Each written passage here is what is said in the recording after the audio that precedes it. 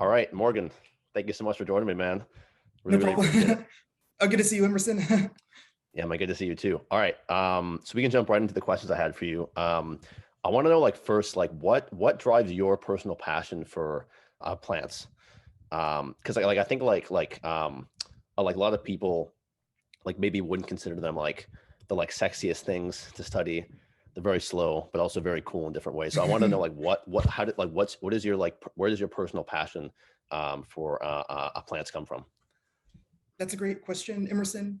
And it really gets down to, as you mentioned earlier, a lot of people think of plants as these things that are just not really doing much. Like they're kind of just hanging out, not really, people see them as more of objects as opposed to living beings, I would say. So that's, one thing that really got me interested.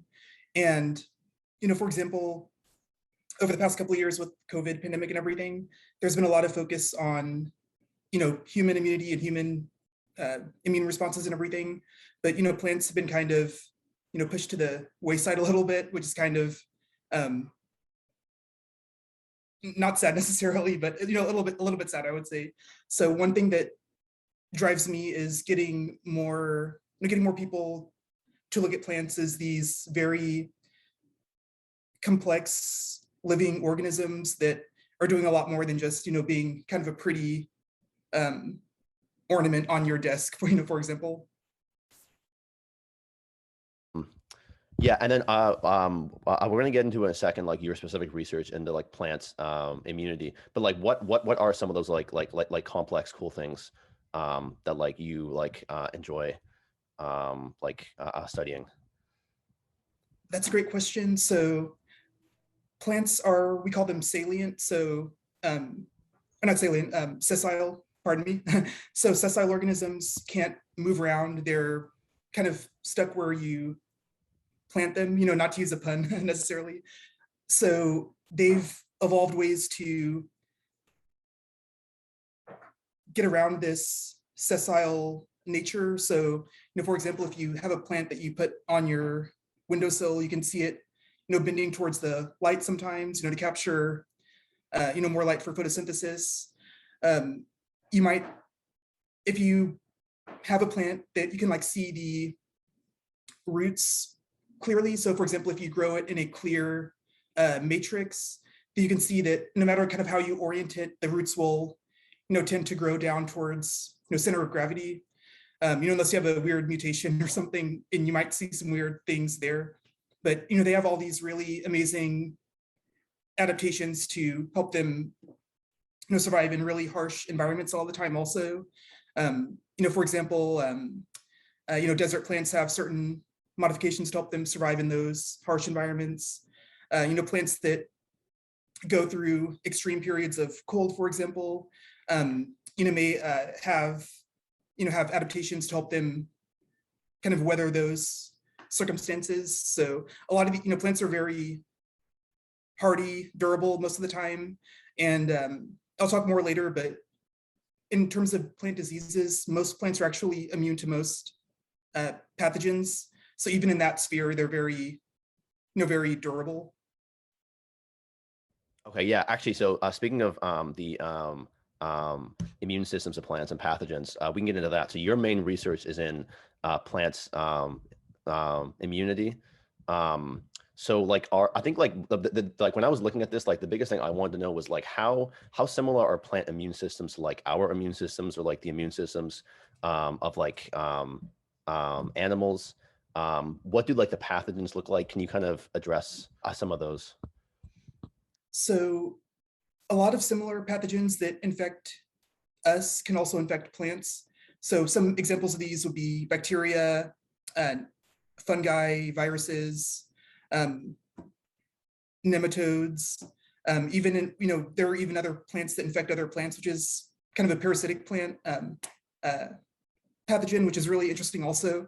So there are those similarities in terms of the kind of range of different species and also pathogens that can infect humans and plants. Kind of one of the main differences between our immune system and the plant immune system is that for us, for example, you can give us a vaccine and then to immunize us against a certain virus, for example. And that's because we have an adaptive immune system, but plants lack that adaptive component. So they don't have these moving defender cells that we have. Instead, they only have an adaptive or an innate immune system. So the innate immune system is kind of what they're born with. It's a genetically predetermined type of immunity. So kind of, when you plant your seed, from the seed stage all the way through its whole life, it kind of has the same hardwired immune system there. So if you wanted to give like a vaccine to a plant for like a pathogen, are you saying you'd have to do that like when it's like a seed, and then you couldn't do it That's a great. later? Yep, you're exactly right. So for example, you can give a plant a certain resistance gene, from, when you're growing it from the seed stage. You can also, you may have heard of the CRISPR gene editing techniques that are out now that you can edit the genomes of plants, and then, the progeny that you get from that would be, would have whatever genetic edit that you made there. And it's very interesting also, we hear a lot about, GMOs, and there's, a lot of people are hesitant for, to eat GMOs, even though it's perfectly safe. A lot of the techniques that we use GMOs to get, for example, enhanced disease resistance or enhanced drought tolerance, for example. A lot of those we can also get from just through breeding programs and selective breeding. So it's, trying to calm some nerves that, there's a perception that GMO means, equals bad, which isn't the case. Yeah, actually, I wanted to ask you about GMOs too. So I guess like I kind of agree with you. Like the stuff that I've read about GMOs, it seems like most of the the applications of them, like the way that they're used is like they're relatively safe. Because there is some noise about like, well, like should we be like modifying the food we eat? There'd be like harmful effects. Could you kind of go into like your thoughts on GMOs and like their safety, what potential positive impacts they might have on certain crops? Yep, absolutely. So it's really amazing how versatile they can be. For example, I mentioned enhanced disease resistance, but also more nutritious crops or better tasting tomatoes, for example. So there's a lot of different applications. And they have an amazing safety profile. So there's only been maybe like one instance where there could have been an issue where there was like an allergen issue with like a Brazil nut, I believe, that, even before it went to market, they caught this potential allergy issue and then they never even made it to market. So all of the, GMOs that are out there in the US market are very highly regulated, go through a lot of, numerous safety tests and everything before they even get to your store shelves and everything.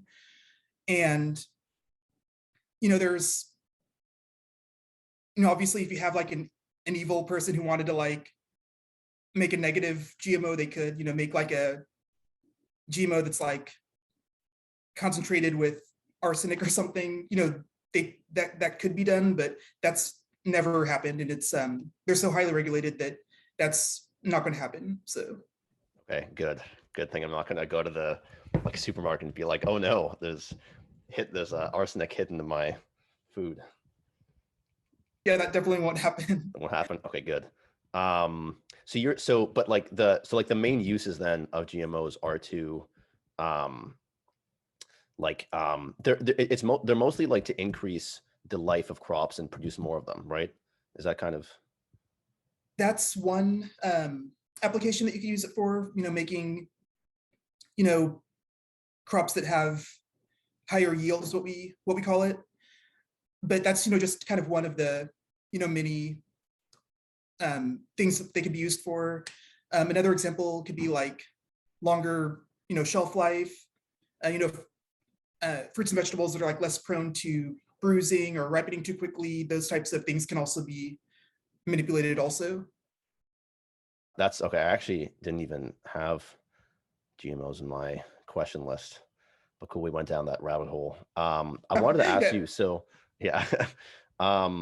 So actually I want to go back to the plant vaccines for a second. So are there have to be like instances of plants that live for a long time and then pathogens develop like midway through their lifespan, or they change somehow. So like currently there's no way to protect plants against pathogens that have changed. Like you absolutely have to like change you have to change their genes like when they're seeds, or is there new research being done on this? that's a great question, Emerson. And actually, there is some really interesting new research that's being done with this. You mentioned, you mentioned earlier a lot of plants, do live a long time. You think of like trees, for example, live hundreds of years.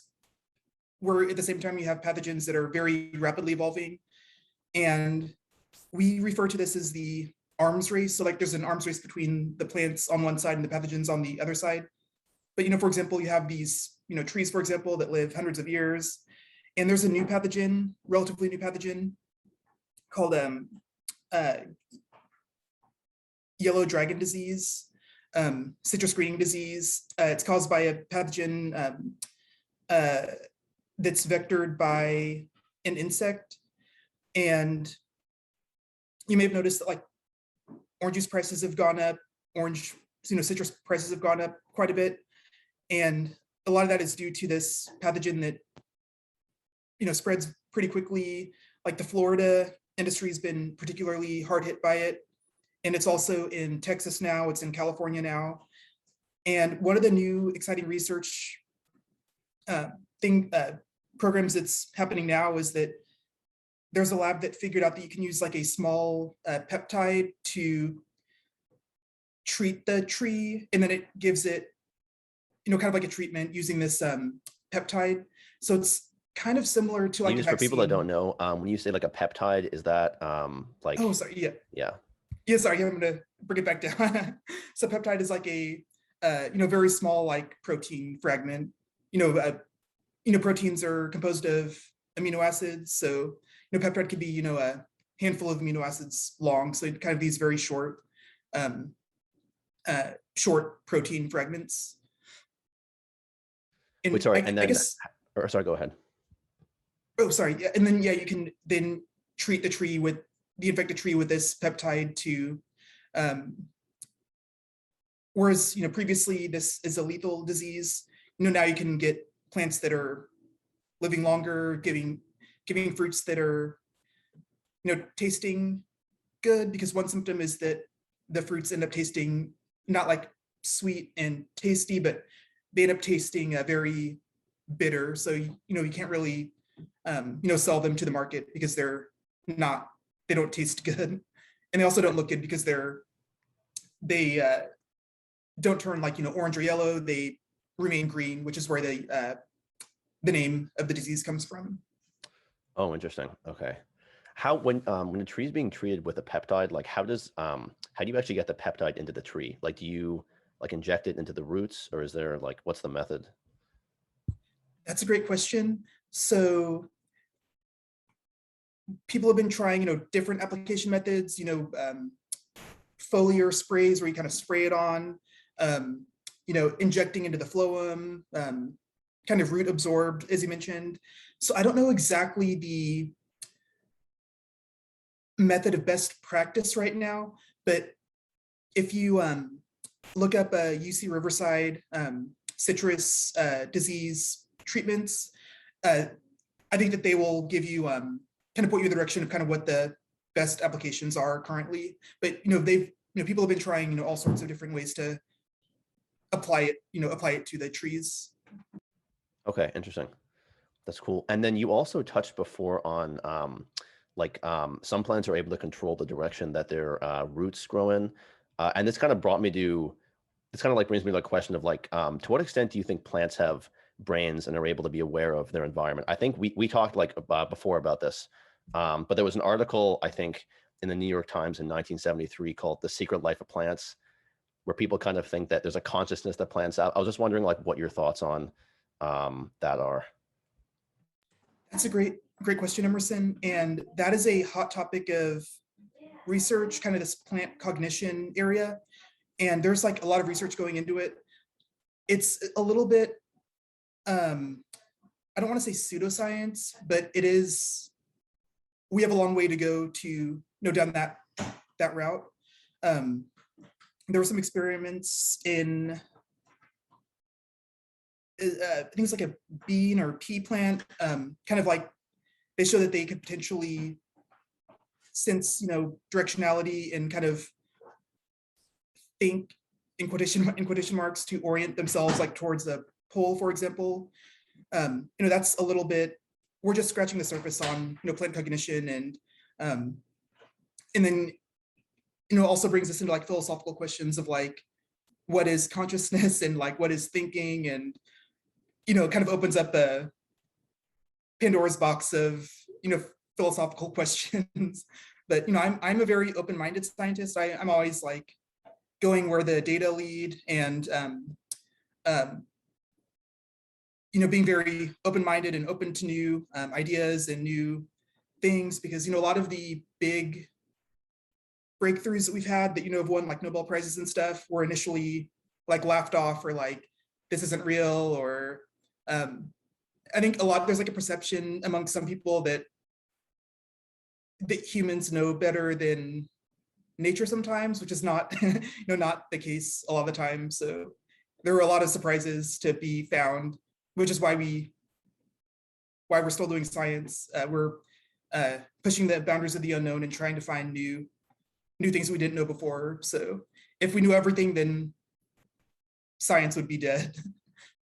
Yeah, no, that's very true. No, there definitely are a lot of there's been a lot of big scientific breakthroughs where like people thought that the truth was not what it was. Like I think when a DNA was discovered, people were really shocked that it was such a simple structure that held like all of the genetic keys for humans. So but yeah, Exactly.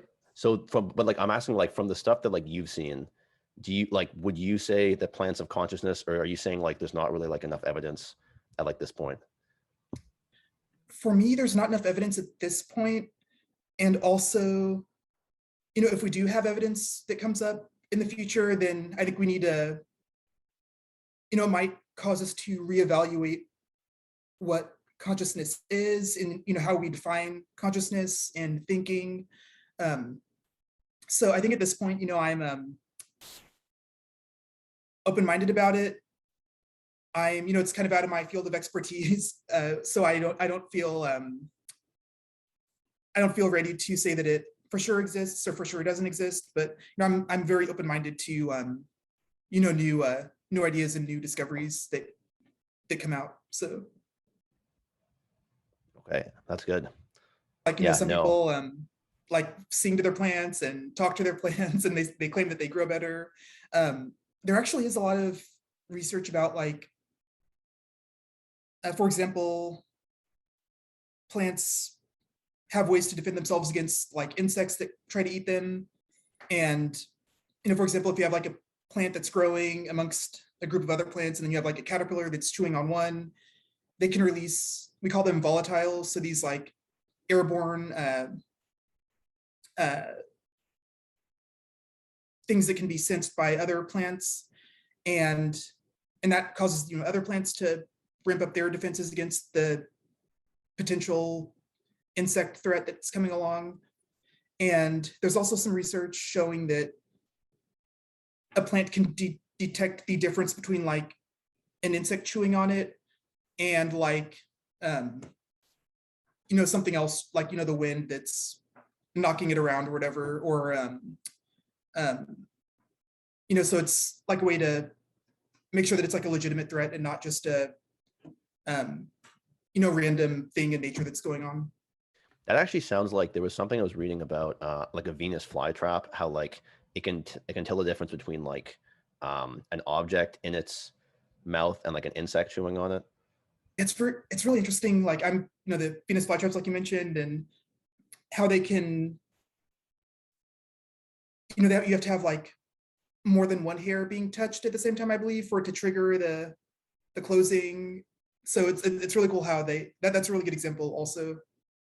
Yeah, I think I think the article I was reading was saying that there's electric signals that are being sent like from the hairs in its mouth, and then if like the I don't know, I think it was like if like a yeah if like multiple are touched in a short time period, it like understands that as like something moving, and then it thinks that that's an insect. Actually, what was more interesting about that article too was it was like the experiment that was being done was basically like they basically found that like the Venus flytraps had like a like they had like a memory.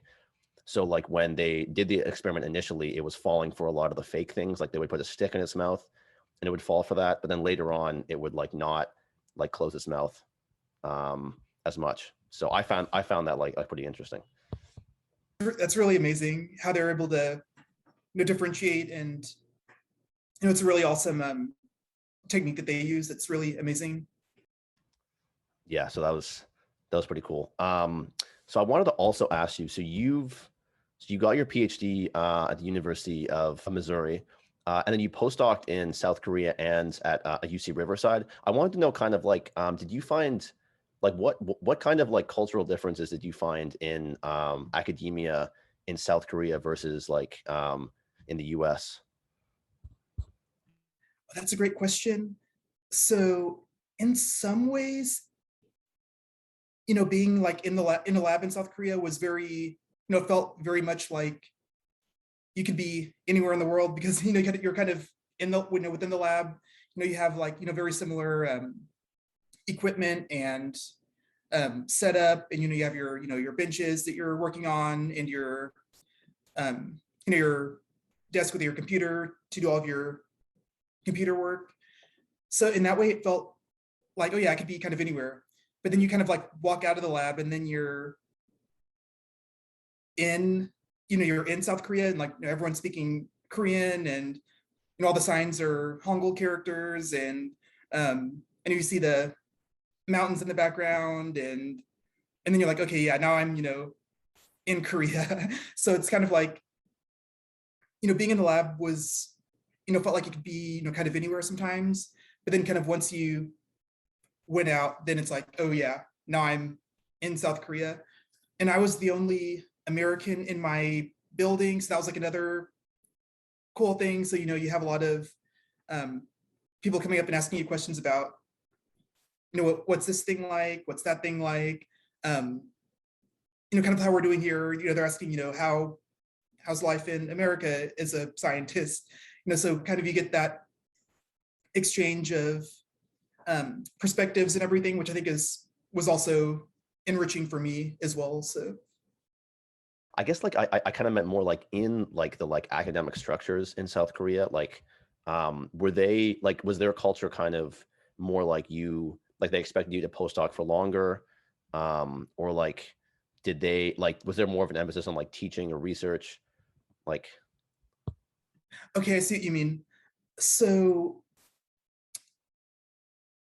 I was I can't comment fully since I wasn't a student there, so I don't really, I didn't go through the academic degree seeking route when I was there. So I can't comment on that part of it that much. But I can comment on, for example, every young man college, in college, has to register for selective service, and you never know kind of when you're going to get pulled out to go to the army for a year. So that was like one thing that I thought was interesting. So you have to be ready for that shakeup in your life. Another thing is, I would say, I think for at the PhD level, it seemed pretty similar in terms of your project and your committee and, publishing results. And, I taught or guest lectured out there also. So the kind of the class structure seemed similar also, the kind of, lecture setup and the assignments and all that seemed kind of similar. Sorry, I'm like this taking a long time. So I'm also thinking about trying to think back. So it's been about All good. 4 years now since I've been out there. So I'm trying to also think back. So yeah, those are some examples. There was definitely, I think in general, academics there would work, like stay longer in lab, just on a day-to-day basis. So, not like a 9 to 5, you might be there until, 8 p.m., 9 p.m., 10 p.m., which also happens in the US also, depending on the lab that you're in. There's that. Yeah, we should comment more on the, from the student side of it, but I wasn't a student out there, so I can't really comment too much on that. But those are That's some true. things that just come to mind Okay. off the top of my Yeah, head. no, I So mean, like it sounds, I like it sounds like you're saying like the like culturally academia is like pretty similar. Like there's not like a lot of huge differences.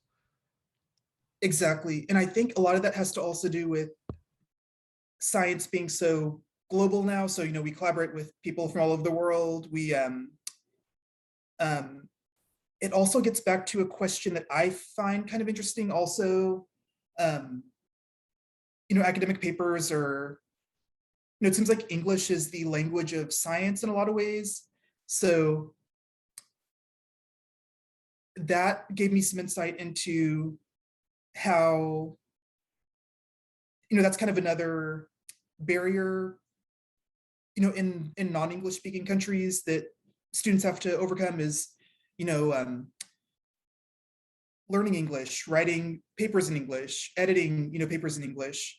It's another barrier that we don't think about, or I didn't think about as much until I went there. Then it's like, oh, okay, yeah, this is a huge, barrier for, if you live outside of the English speaking world, where, science has become such a, English is kind of the language of science now. I would say, the major journals are English, um, uh, English publications, all that sort of thing. So I mean, it's a little bit of a philosophical question, a little bit about like how Western and English speaking centered science is, if that makes sense. Yeah, yeah, no, definitely. I think also, yeah, I mean, like there's like there like there were like a lot of like non-native English speakers I've talked to about this, and no, I'm very thankful that English is my first language because there's so many things in the world that like the default is English. So yeah, that's actually very interesting that like a lot of the academic papers in South Korea are published in like English. Like I would have thought they would have been published in Korean and then translated, but that's yeah. Yep. Yeah, it's really as I mentioned, I didn't really know until I went out there kind of that that's what it was like. So it's very eye-opening for me. Yeah, that's interesting. Huh. And then I wanted to, so one of the last segments I wanted to move into is you've done a lot of, or you've spoken a lot about diversity in STEM. I know you have your a Black botanist week. So I just kind of like I wanted to know like what do you think are like what do you think are like real tangible solutions to getting more diverse candidates into STEM? That is a great question.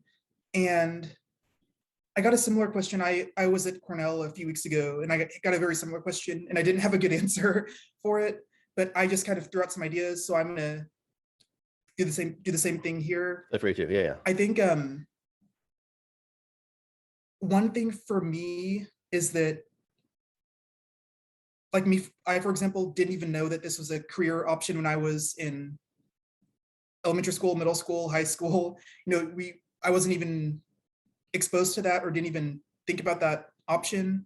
So I think one thing is having people who look like you that are doing those jobs can kind of give you an idea that, oh yeah, this is something I could see myself doing, down the road. I think also, that kind of ties back to outreach, and I've done a lot of going to middle schools, high schools, and just giving talks and things like that to show, oh yeah, there's a Black person doing science in this field or whatever. I think that's very helpful. And a lot of it is also kind of outside of our, think of science as kind of like it's our own little bubble, kind of, if that makes sense. And I think a lot of the diversity challenges that we have aren't just in science, but it's in, kind of society in general, I would say. So I think a lot of those are, it feels like we can't really do a lot, but I think that if we can focus on like being like a welcoming environment within our own little bubble, then I think that that can, eventually spread out and, impact other parts of life also, if that makes sense. Yeah, it does. And actually, you mentioned that. Yeah. So no, I definitely think having like people, like having people to like look up, having people to look up to for like younger scientists is pretty important. Were there any like factors that you think helped you overcome like some of those issues that like you described? Like when you were younger, was there someone that you looked up to when you said like, oh, this person's Black and in science, and like that like could be me? That's a great question. So not one person specifically, I would say. Um, I kind of wish I had more, kind of more of those kind of role model figures when I was a kid, kind of coming up. Um, but I would say, I also mentioned when I was at Cornell, having, we call them allies, or what they're called. So not just like, a Black scientist to look up to, but, someone who will kind of recognize your status as a underrepresented person, and then kind of using their status to kind of help you along, if that makes sense.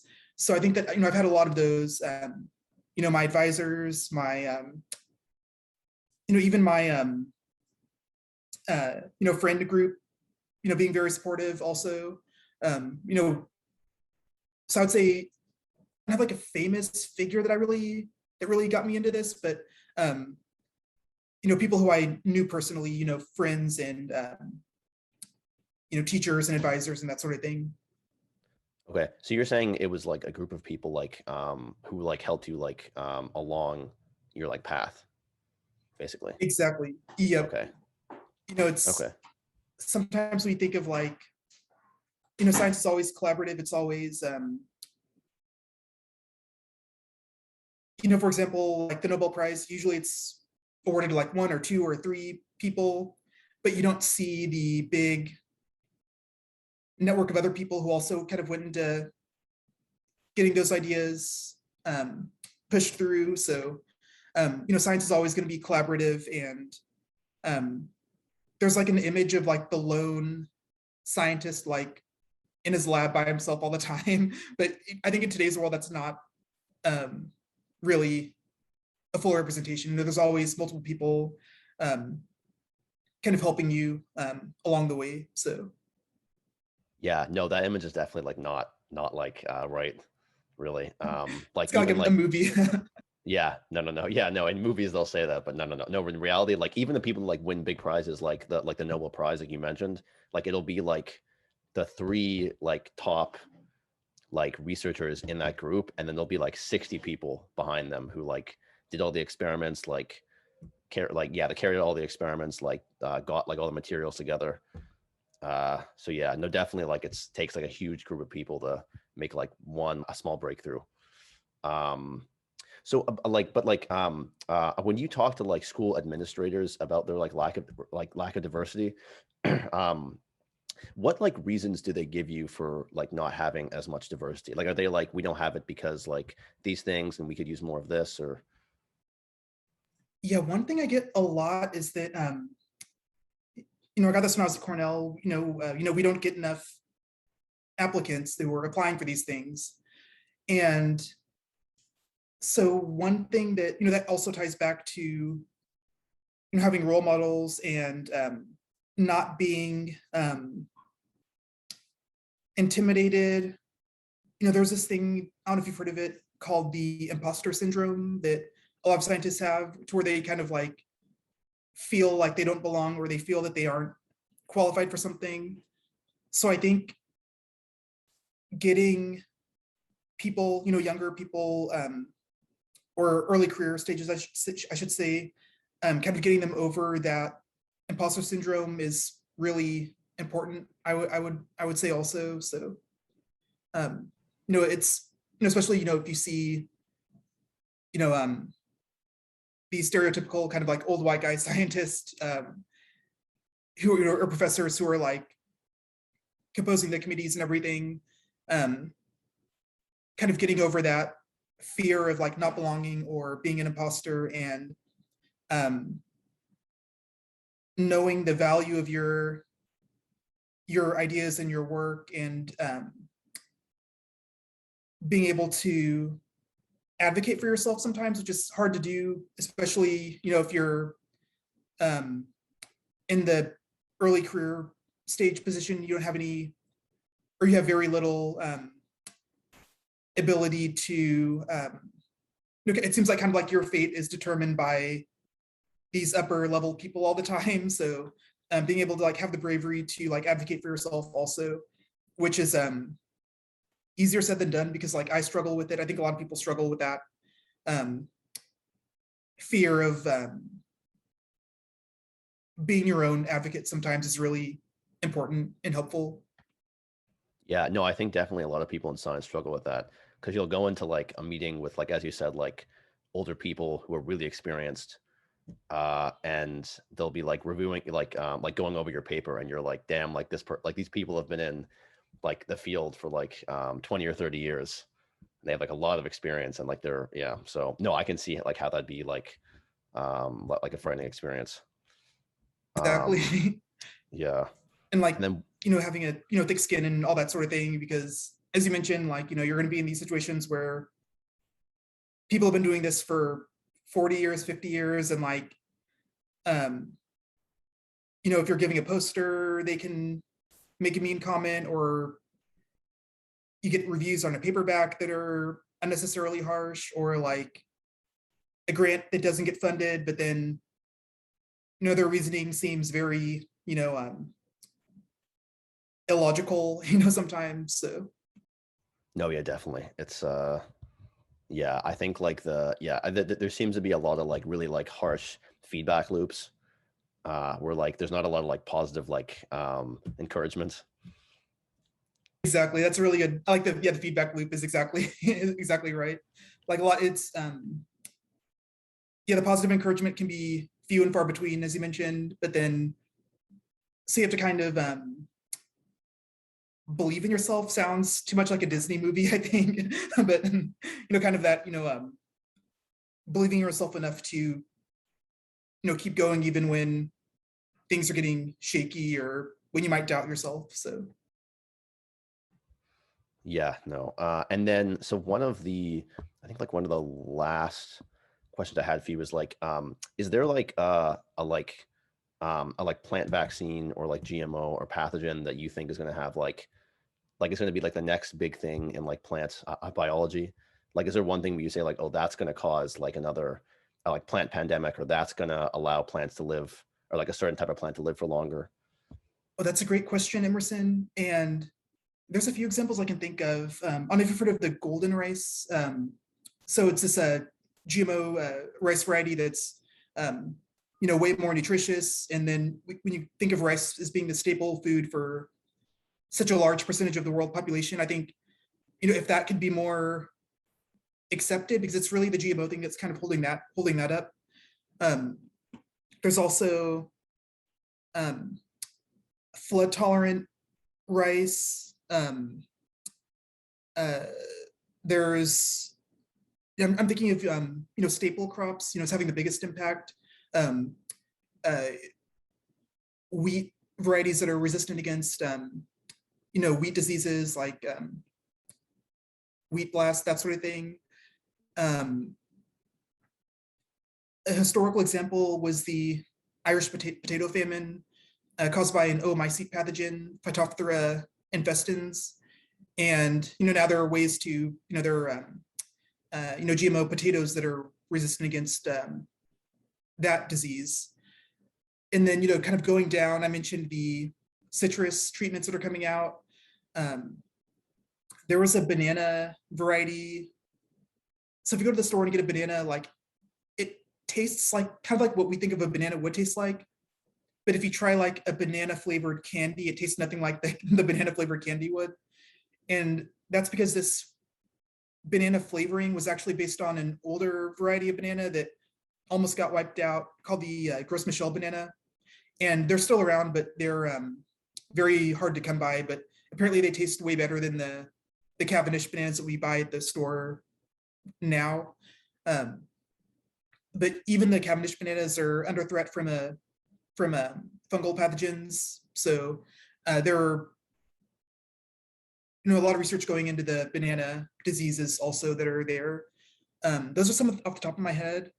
As you, The banana diseases, like are Mhm. those like to protect against those pathogens?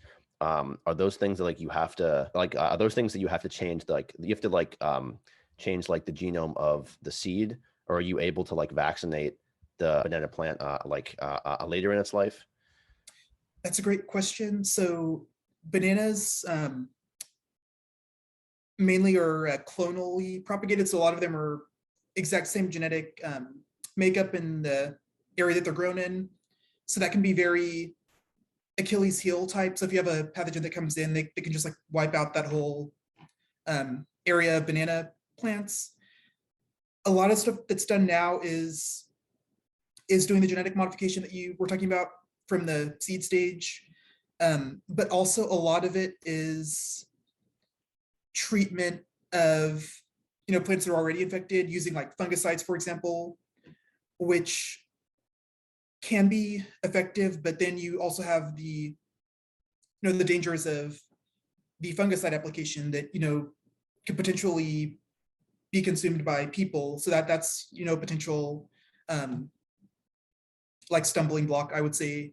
So I think most people, given like, do I eat a GMO food or do I eat a food that's been doused in fungicide? I think most people would probably choose the GMO, the GMO route. So Yeah, actually, so what are like for that fungicide, like what are some dangers of that? Because it sounds like they can be like harmful to humans, like if you eat when that pesticide has been like applied. yep. So it depends on the exact type of whatever the chemical that's being applied. So it can vary from, there's a lot of different um, pesticides that are being used and fungicides that are being used. So I can't speak on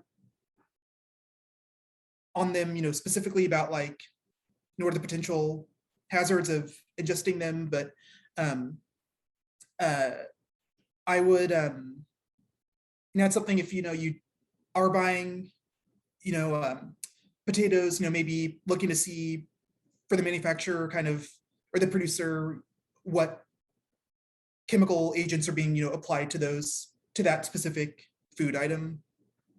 I see. But like, I mean, like it also sounds like using GMOs for plants is a lot safer than using pesticides, right? Like if you had to Definitely. like if you had to pick, like if there was a very like if there was a plant that was like very susceptible to being damaged, you'd much rather use a GMO for that. Definitely, yeah, for sure.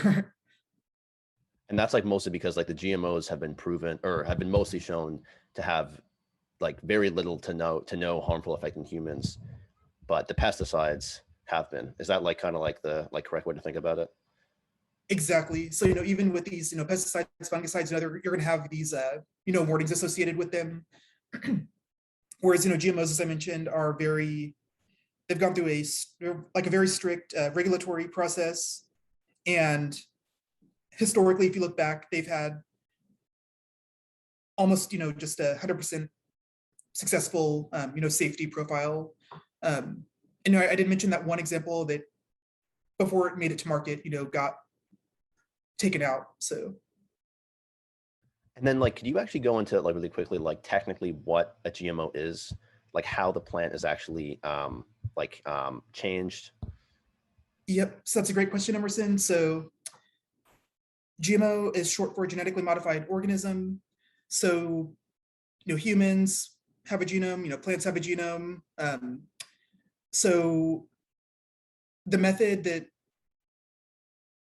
typically we use to make GMO plants is we have this bacteria called agrobacterium, which is a bacterium that can insert DNA into plant that it's associated with. And so we do this technique called agrobacterium mediated transformation is what it's called.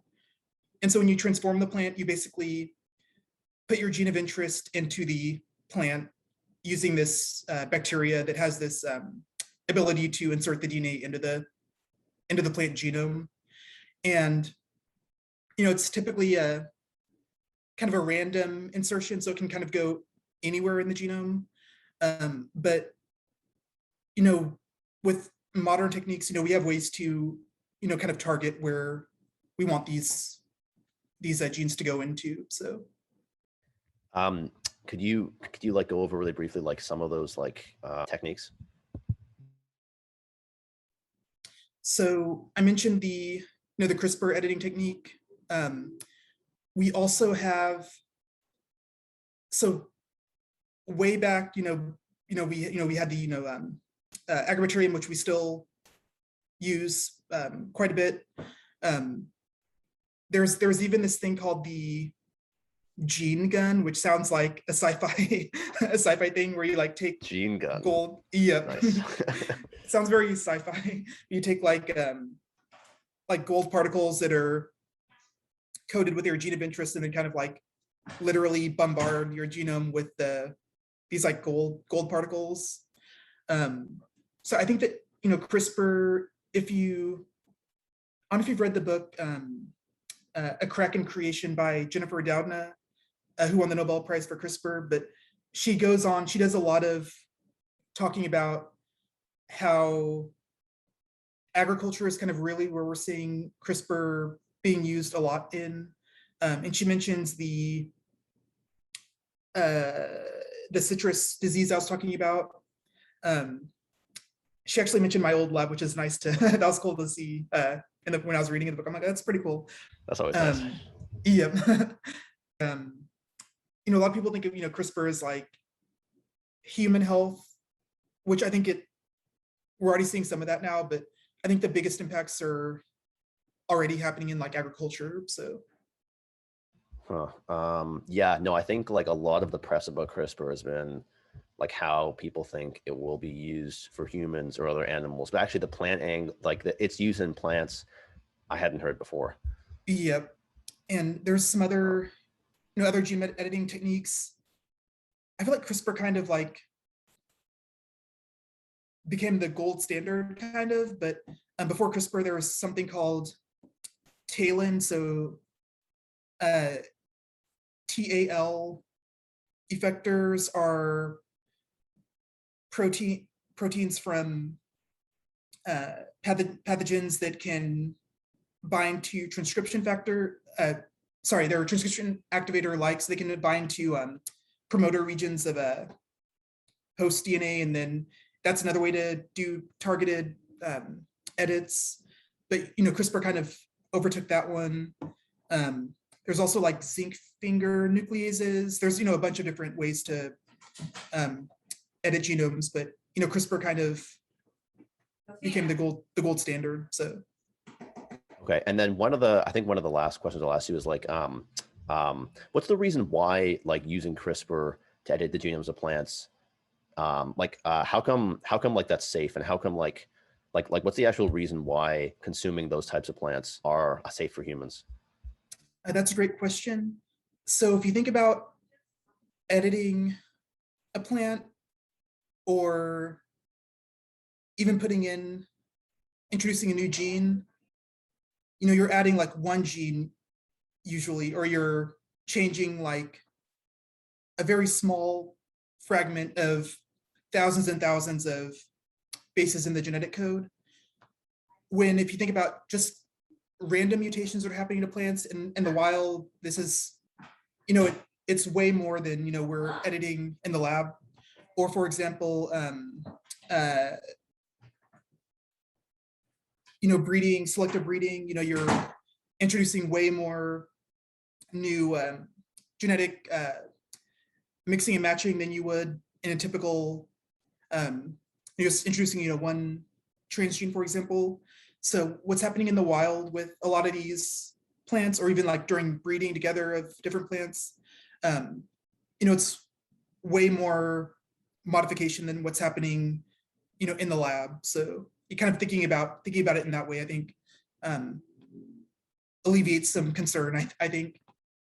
Okay, so like the actual like edits themselves, are the actual edits themselves that you're making in the lab like similar to what like would be happening in nature? You're just saying like the scale of it is less. Correct. The scale of it is less. And even GMO, with this agrobacterium that I mentioned, that's happening in nature also. So the same exact thing that is happening in nature, we're just taking that technology and then doing it ourselves. So Okay, I see. Yeah, you know what? Like I think when it's just like when people hear that I think when people hear that like there's like genetic changes being done in a lab, like I think the fact that it's in a lab is like ooh, like it's like a weird thing. exactly.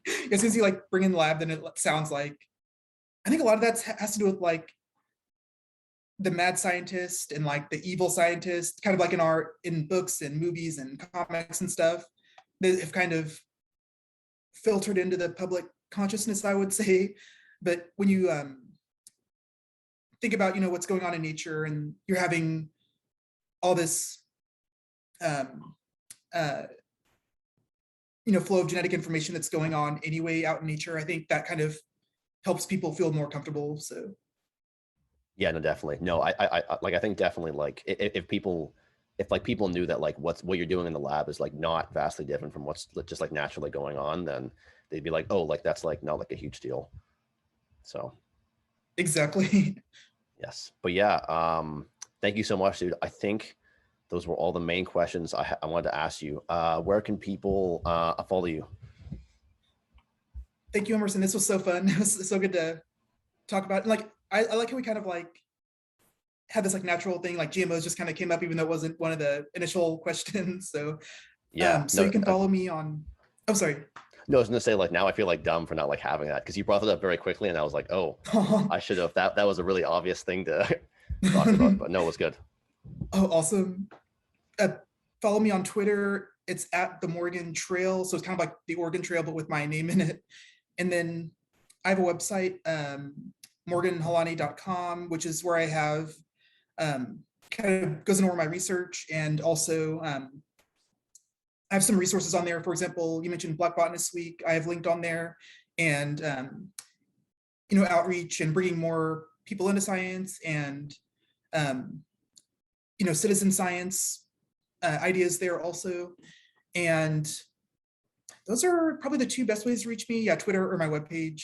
Um, I don't really use like, I have an Instagram, but I don't really use it that much. And I have like a LinkedIn that I don't use that much, but I'm also on those other sites also. But I think Twitter and my website are where I'm more active on. So, Okay, actually, sorry, could you just like go over what like Black Botanist Week is? Black Botanist Week is an initiative where Tanisha Williams put out a call for, are there any, Black botanists who'd be interested in getting a week together to where we can bring more focus to Black people who are doing plant research. And then So Tanisha and then 11 of us kind of got together and started this. This was back in 2020. So this was last summer. And it was like right around the time of like George Floyd and the Central Park birdwatching incident and everything happened. So, and we basically, went on Twitter and then had, each day was a different theme and a different topic. And, we got a lot of, positive interactions. We got a lot of people into plant science who weren't really interested before. And even like Margaret Atwood, the author, tweeted us and everything. So it's like really cool to, Oh, cool. See like celebrity, see like celebrities coming in and, supporting us also. And then we not recently, it was this most recent summer, we had our second week. And so now we are going into our third year. And so we're, trying to figure out ideas for, what we're doing for our third year.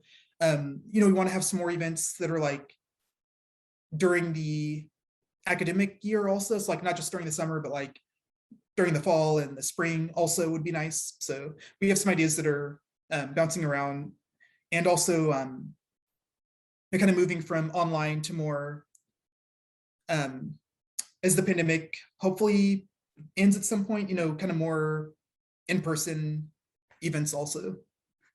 Yes. Ends at some point is always the, Exactly. hopefully it ends. It feels like it's been forever. Yeah, no, it does. No, and then that you started that in summer 2020. That was in July, right? Yep, I correct. think. So were you guys able to do like any events, any in-person events this past summer? Not too much. We did have a meetup of the New York Black Botanist group. So we were able to like meet up and like do some we did like a nature walk and everything up in the Bronx. That was really awesome. So it was really cool to get together for at least a little bit to see each other in person. So, and we Yeah. are I was just hopefully we'll be able to do some in-person conference type events also. So Yeah, that's really cool. Yeah, no, I think definitely like it's like really, it's really great when like there's people you've met online during the pandemic and you're able to see them in person. And also just doing, I don't know, at least for me, like doing in-person events, it's just so much more like meaningful. You get to like see the other person, react to you in real time.